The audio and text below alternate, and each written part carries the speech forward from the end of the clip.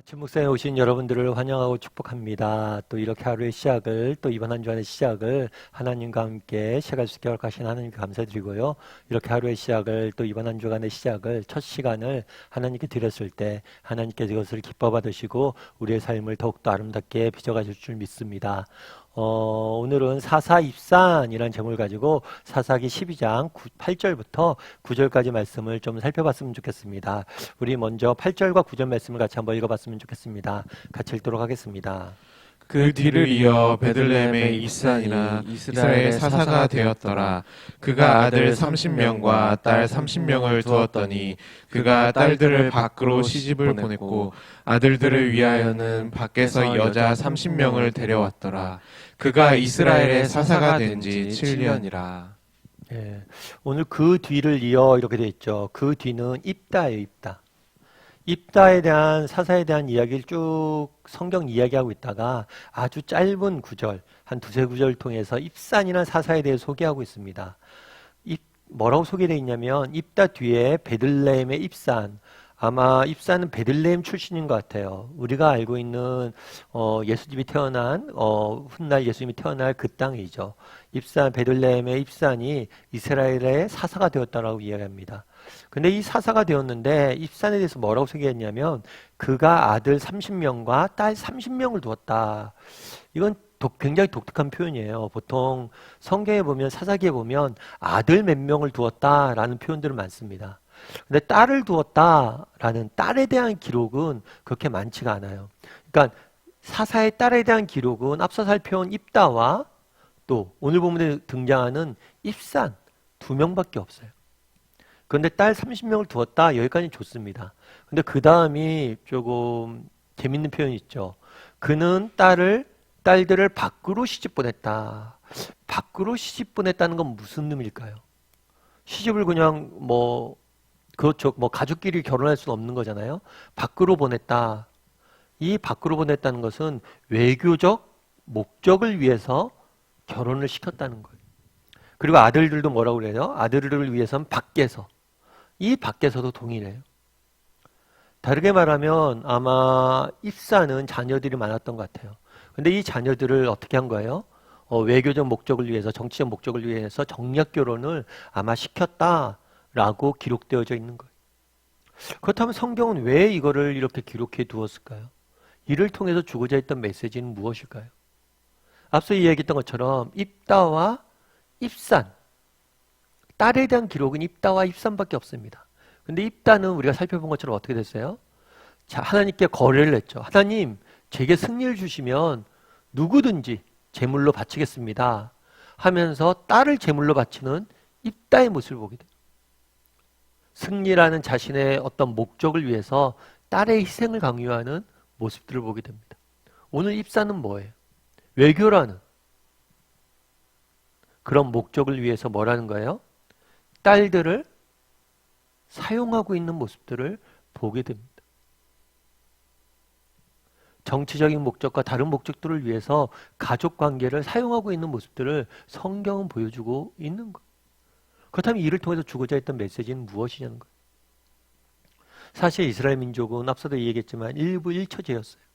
뿐만 아니라 하나님께서 가족을 주신 이유는 뭐예요? 가족을 주신 이유는 뭐예요? 서로 사랑하고 섬기고 정말 서로가 사랑하고 섬기고 서로의 부족함들을 채우고 그런 정말 나의 보필로서 나의 부족함을 채우는 사람으로서 가족을 주신 거예요. 그런데 오늘 본문에는 어떻게 되어 있는가요? 이 가족이 사랑하고 섬기고 정말 하나님 주시는 그런 은혜를 맛보게 하는 그런 통로가 아니라 정말 사회적, 정치적 목적을 이루기 위한 수단으로서 가족이 전락되어 있는 모습들을 보게 되는 거예요. 제가 아는 선교사님이 한 분 계십니다. 그 선교사님 같은 경우에는 외국에서 자랐어요. 외국에서 자라서 그러니까 유럽 쪽에서 또 미국 쪽에서 공부를 좀 많이 하셨어요. 그러다가 이제 선교사로 부름을 받았죠. 그런 다음에 동남아시아로 가서 제3세계에서 사역을 하셨어요. 그런데 그 선교사님 그러시더라고요. 아, 수건 형제, 제가 본인이 정말 가장 문화가 발달되어 있다는 서구 사회에서 자랐고 또 가장 낙후되어 있는 제3세계에서 자기가 섬기고 있는데 이 서구 사회와 제3세계 이 두 가지 사회의 공통점이 있대요. 그게 뭔가 이렇게 살펴봤더니만 가정이 파괴됐다. 가정이 파괴됐다.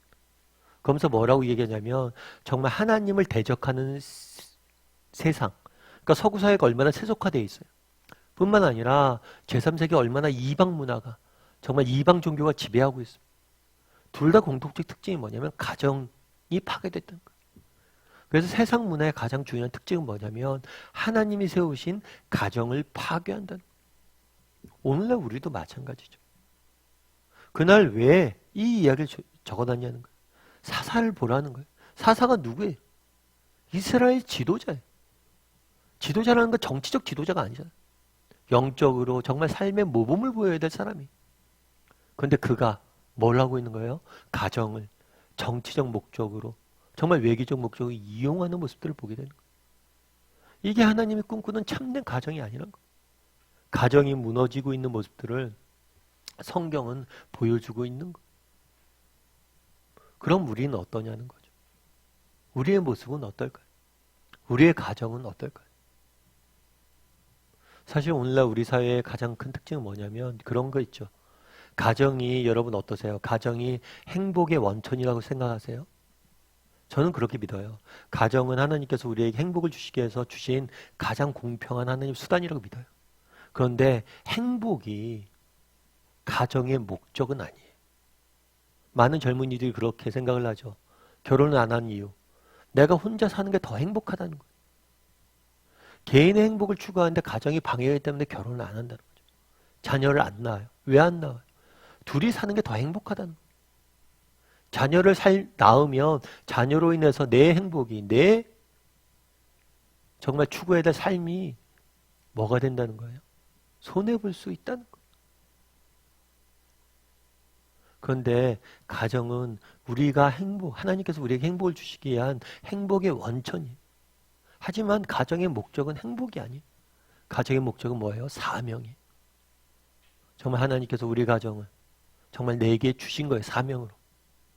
그래서 정말 우리 가정을, 우리 자녀들을 정말 믿음과 사랑으로 섬기라고. 그 섬김을 통해서 기쁨을 누리라고 주신 사명의 장인 거예요. 여러분 그날 입다의 모습, 정말 가정을 주신 하나님의 근본적인 목적을 잊고 정말 다른 목적을 위해서 사용하는 입다의 모습 속에서 우리는 무엇을 느낍니까? 정말 우리는 어때요? 정말 우리는 우리 가정을 하나님이 주신 목적과 정말 하나님이 세우신 그러한 뜻, 계획을 우리 가정을 통해서 이루어가기 위해서 날마다 기도하고 섬겨가는 사람인가요? 그렇게 노력하기는 사람인가요? 제가 예전에 강영우 박사님에 대한 이야기를 하나 읽었어요. 여러분 강영우 박사님 잘 아시죠? 이분은 중학교 때 실명이 됐습니다. 그래서 평생을 맹인으로서 장애인으로서 살았어야 돼요. 사실 갑자기 중학교 때 실명이 됐는데 정말 그 삶에 무슨 소망이 있겠어요? 그럼에도 불구하고 그는 포기하지 않고 정말 장애가 있음에도 불구하고 열심히 공부하고 자신 삶을 개척하려고 그랬죠. 그래서 한국 최초로 박사학위를 받았어요. 눈먼 장애인들 중에서. 그렇게 해서 미국에서 뭐까지 했냐면 미국에서 백악관에서 저 일도 하고요. 유엔에서 근무도 하고 그랬어요. 그만큼 인정을 받았던 사람이죠. 그런데 그분이 쓴 기사 내용 중에 그런 걸 봤어요. 자녀 교육. 사실 그렇잖아요. 내가 열심히 공부해서 박사가 되고 또 사회적으로 성공할 수 있잖아요. 인정받을 수 있잖아요. 근데 자녀 교육만큼은 그런 사회적인 지위나 능력이 되는 게 아니잖아요. 그러니까 자녀를 교육하는데 너무 힘들었대. 특별히 앞을 못 보니까 자녀를 양육하는데 한계가 많았겠죠. 특별히 큰아들이 되게 방황을 되게 많이 했나 봐요. 그래서 이분이 어떻게 하면 우리 자녀들을 잘 양육할 수 있을까 하다가 고민하다가 한 가지 한게 있다고 그러더라고요. 그건 뭐냐면 생일을 찾아봤대요. 아들의 생일. 아들의 생일을 딱 찾아보고 아들의 생일 찾아보니까 생일과 똑같은 생일을 가진 위인들을 찾아본 거예요. 그래서 우리 아들의 생일날 그래서 뭐 태어난 사람이 섹스피어도 있고 유명한 사람들이 많았대요. 그래서 아들의 생일날이면 늘 야 아들아 네가 태어난 날에는 이런 유명한 사람들이 태어났어. 너도 그런 유명한 사람이 될 거라고 믿어. 하나님께서 너를 그런 특별한 존재라고 이렇게 지었다고 믿어. 보내셨다고 믿어. 라고 하면서 자녀를 격려를 했대요.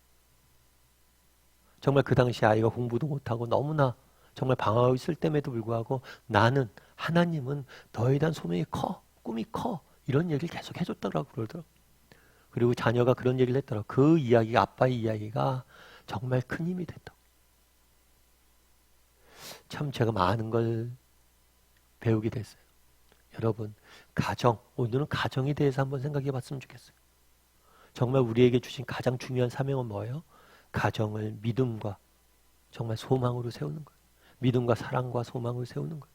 정말 이 사명을 내가 잘 감당하고 있는 사람인지, 혹시 정말 나는 입다가 그랬던 것처럼 이방 사회나 세상 문화에 휩쓸려서 우리 가정을 정말 세상 가정처럼 양육하고 있지는 않은지, 정말 하나님의 가정으로서 하나님이 보내신 사람들을 정말 기대와 꿈을 가지고 내가 세울 수 있는 사람이 세워가는 사람인지 돌아보고 정말 하나님의 마음으로 우리 가정을 세워갈 수 있는 그런 사람이 되게 더 기도하고 또 그런 사람이 되기 위해서 노력할 줄 아는 오늘 하루가 되었으면 좋겠습니다.